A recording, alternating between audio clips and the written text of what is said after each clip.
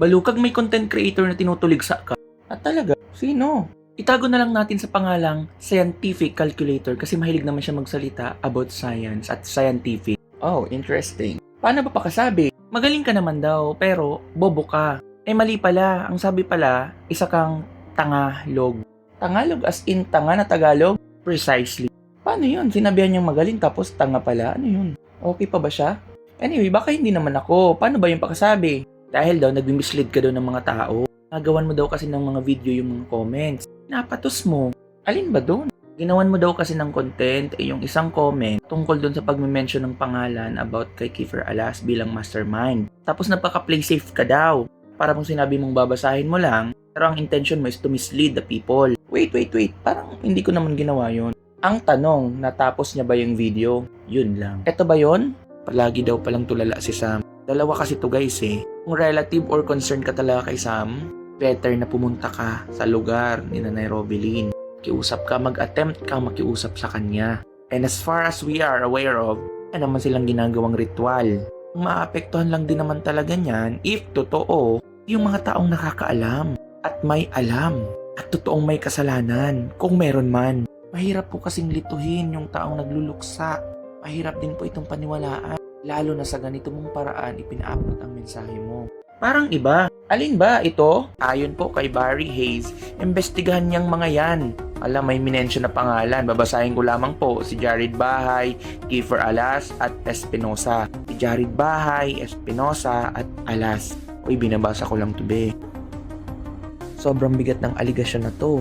Sa ngayon po, ang mga naturang pahayag ay nananatiling mga hindi pa beripikadong claim na nagmula sa isang social media comment lang po mismo. Honestly, ang kailangan mo lang naman kuya is solid na evidence. Kung meron ka talaga, edi sumbong mo sa pulis. Kasi kung comment lang, tapos nagpangalan ka pa, tapos hindi ka nakapaglatag ng solid na ebidensya, baka po mabalikan ka.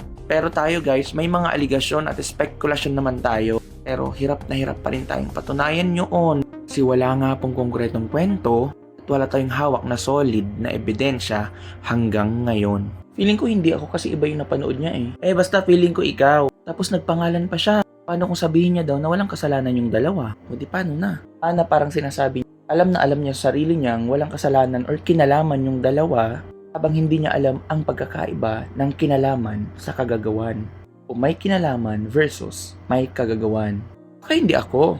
Kung ako, explain ko yung side ko. Unahin ko pala yung para sa'yo. Bago ako pumunta doon, explain ko muna na ang kayabangan hindi kailanman naging katalinuhan. Pag-usapan muna natin ang sub judice rule at DOJ resolution para po hindi malito ang iba na maling-mali po ang magpapangalan ka, especially kapag ipinapalabas mo sa publiko na alam mong may ibang nangyari, may gusto ka lang i-exclude na dalawa. Malinaw na maaari pa rin magkaroon ng paglabag sa sub judice rule kahit nasa Department of Justice pa lamang ang kaso at wala pa sa opisyal na korte. Bakit? Ang layunin ng panuntunang ito ay iwasan ang napakaagang paghatol ng publiko or prejudicial publicity na maaaring mag-impluwensya sa mga taga-usig, prosecutors, testigo at mga emosyon ng publiko habang gumugulong ang investigasyon or kaso. Highlight natin yung may kagagawan versus may kinalaman. Malaki po ang pagkakaiba ng dalawang katagang ito. At dyan lalong sumablay ang aroganteng creator. May kagagawan. Sila ang mga direktang salarin o may kriminal na pananagutan sa trahedya. Alam niya daw na walang alam yung dalawa. Pero dinisregard niya yung point. Nasa grupo sila. Maaari kasing maging impresyon ng publiko na alam niya ang tunay na dahilan, yung scientific calculator . Anyway, may kinalaman. Ang mga may kinalaman, sila po ang mga taong sakop ng sitwasyon. Kabilang ang mga naging testigo at nakaligtas na kasama sa team building. I-dissociate mo ang dalawa, pak ka na. Super X. Lalong paghihinalaan ka ng publiko na nagbago ka na. Again, magkakampi po tayo dito. Ang tingin mo sa amin, kalaban kami, okay lang, mas mukha ka namang kalaban. Ano yung epekto ng pagbabanggit ng dalawa kahit ang sa isip mo ay gusto kong bigyan ng magandang pangalan yung dalawa or image ba? Pagbanggit niya sa pangalan ni Kiefer Alas at Sam Reyes sa kontekstong wala silang kinalaman. Lumikha siya ng impresyon na may naganap na masamang krimen o sadyang pagpatay kung saan ang dalawa ay kailangang linisin o ihiwalay. Ang linaw, dahil dito lalo niyang inilagay sa alanganin ang pangalan ng dalawang atleta. Hindi siya nag-iisip, di ba? Kala ko ba scientific? Maaari po kasi silang makaladkad bilang mga importanteng testigo na kailangang mag-testify para pabulaanan o patunayan ang naratibong ipinakalat niya. Inerwisyo mo pa. Hindi po kailanman naging depensa ang good faith kung ang naging bunga ng irresponsableng pananalita ay ang pagkaladkad sa reputasyon ng ibang tao. Parang hindi niya alam, no? So, magbigay ka na lang ng advice. Hindi ko alam kung nasa posisyon ako para magbigay ng advice, pero since tinuligsa mo ako, kung ako man talaga to, ikaw kasi to eh. Anyway, mensahe at advice para sa arroganting creator. Mr. Scientific Calculator, since ang conclusion mo about sa video ko ay misleading, pero sana tinapos mo. Kasi maling-mali po ang mag-conclude nang hindi mo tinatapos ang video. At ikaw din, di ba? Sabi mo in-edit or kinakat or in-splice yung mga video nyo, nawawala yung message. Exactly the point. Ang hindi pagtatapos sa pinapanood na material bago mag-comment ay kawalan ng due diligence. Ang paggawa ng konklusyon base sa misleading comment ko habang ang buong layunin ng video mo ay mag-raise ng awareness which you are not aware of, ay patunay ng irresponsableng pamamahayag. Pa-advise ka pa na kung gusto nyong maging content creator, coming from you. Ang awareness ay hindi misleading. Napanood nyo naman sa video ko, di ba? Ang pagtalakay sa isang pampublikong issue upang magbigay kaalaman ay protektadong karapatan, freedom of expression. Hindi po ito panlilin lang, ito ay pag-imbita sa diskurso. Hindi mo ako laban. Ginoong scientifico, scientific calculator, eto na tunay na katalinuhan ang pagpapakumbaba. Actually, yung mga audience ko sa live stream ko, in-encourage ko silang panoorin ka. Bakit? Kasi sabi ko, hindi ko kaya ang ginagawa mo. Kasi nasa lugar ka mismo. May mga tools ka. Pero hindi po kasi yung rason para maging arrogante ka. Ang pagiging sikat o pagkakaroon ng boses sa social media ay hindi lisensya para maging mapagmataas.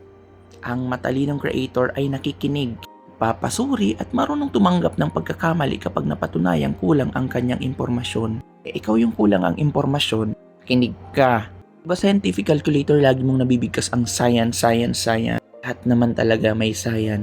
Dapat alam mo din ang science of morality, neuroscience, moral psychology, virtue, ethics, cognitive, neuroscience. Kakatulong po yan sa'yo para mabawasan ang pagka-arrogante mo. Dagdag mo na rin pala ang evolutionary ethics. And lastly, the cognitive science of morality. Everything is science. Science ba talaga?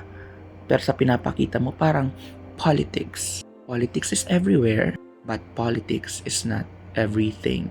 Mabilisan lang, mamit ka ng Tagalog. Kahit sinabi mo na hindi naman lahat talaga Tagalog.